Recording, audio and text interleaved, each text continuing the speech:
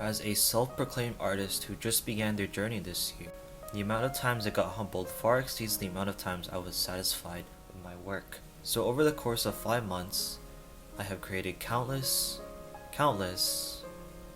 My sketchbook is still incomplete, but really soon I'm gonna need to get a new one. Anyway, when I first started, I had the impression that using references too many times would stunt my growth.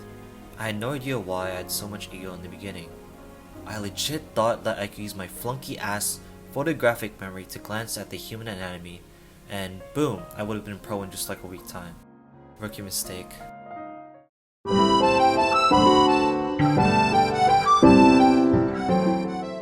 So let's say that you didn't start off like I did, and had the determination to start drawing, but didn't want to draw aimlessly. Well, introducing Pinterest, aka my #1 best friend. Not sponsored, by the way. I'm pretty sure most, if not all, come across and use Pinterest to serve as their go-to tool for art. It's amazing. There aren't pop-up ads and it's fast plus secure, while enables you to use the search engine with ease and save many images to your profile.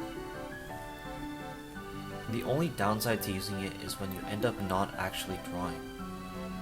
When you start doom scrolling while fawning at the pretty illustrations and sobbing to yourself how you will never achieve Sam Young status because you are just a lowly incompetent beginner trying to mimic a fraction of his skill. Really though, artists everywhere will say referencing is nowhere near cheating. I'm telling you, even if you copy exactly from top to bottom, your brain will recognize stroke patterns, and according to Google search, the right side of the brain, which is the creative side, is responsible for storing visual memory chunks of that reference. I think it begins to show especially when you get into anatomy.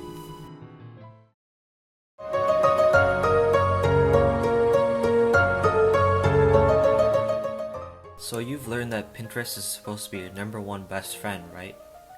Don't tell me you've already forgotten, because I'm introducing your second best friend, guidelines. Guidelines aren't necessarily fun to learn, but they are crucial if you want to get the proportions right. I'm only familiar with face guidelines as I haven't really discovered and began experimenting with other parts of the body besides the head. But that doesn't mean we can't try, right? Right? So I just want to point out that this is definitely going to suck at first. The reference I'm using, I feel like I made a mistake because this looks a little bit complicated, but they're using like box proportions, which is supposedly supposed to help for beginners or just any artist that really wants to learn proportions in general. And putting them into different shapes are really beneficial when you're trying to learn how to really navigate the body.